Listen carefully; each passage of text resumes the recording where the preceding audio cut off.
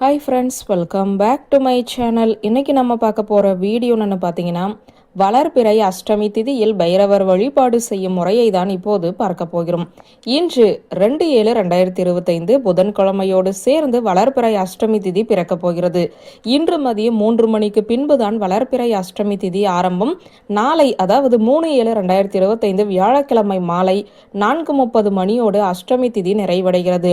இந்த வளர்பிறை அஷ்டமி திதியில் செய்ய வேண்டிய ஒரு சூட்சமமான வழிபாட்டை தான் இப்போது நாம் பார்க்க போகிறோம்.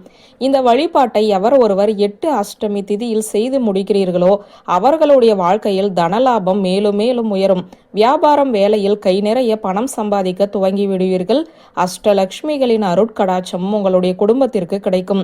இத்தனை நன்மைகளையும் நமக்கு தரக்கூடிய அந்த வளர்பிறை அஷ்டமியில் அஷ்டலட்சுமிகள் வழிபாட்டை வீட்டில் இருந்தபடியே எப்படி மேற்கொள்வது என்றுதான் இப்போது பார்க்க போகிறோம். வளர்பிறை அஷ்டமி திதி வரும்போது சுக்கிர ஓரையில் இந்த வழிபாட்டை மேற்கொள்ள வேண்டும். அதாவது புதன்கிழமை இரவு 7 to 8 சுக்கிர ஓரையும் வளர்பிறை அஷ்டமி திதியும் சேர்ந்தே வரப்போகிறது.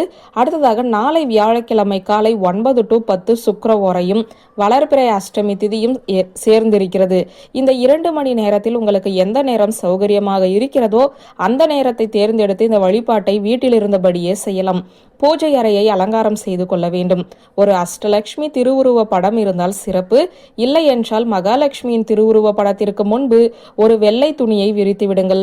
அதன் மேலே சின்ன சின்னதாக 8 மண் அகல் விளக்குகளை வைத்து அதற்கு மஞ்சள் குங்கும பொட்டு வைத்து கட்டாயமாக நெய் ஊற்றி பஞ்சுத்திரி போட்டு தீபம் ஏற்றி அஷ்டலட்சுமிகளையுமே வீட்டிற்குள் அழைத்து அஷ்டலட்சுமிகளின் அருளையும் பெற வேண்டும். மனதார கால பைரவரையும் வழிபாடு செய்து கொள்ளுங்கள். குல தெய்வத்தையும் வழிபடுங்கள். தீபதூப ஆராதனைகளை காண்பிக்க வேண்டும். வாசம் நிறைந்த ஊதுவத்தி ஏற்ற வேண்டும். உங்களால் முடிந்த நெய்வேத்தியம் 2 வாழைப்பழம் வைத்து இந்த பூஜையை மன நிறைவோடு செய்து பிரார்த்தனை செய்து கொண்டாலே உங்களுடைய வேண்டுதலானது கூடிய விரைவிலேயே பலிக்கும். வாழ்க்கையில் முன்னேற்றத்திற்கு தேவையான வேண்டுதல் வைக்க வேண்டும். நல்ல வியாபாரம் அமைய வேண்டும். நிறைய பணம் சம்பாதிக்க வேண்டும். நிறைய லாபம் கொட்ட வேண்டும். வேலையில் முன்னேற்றம் வர வேண்டும்.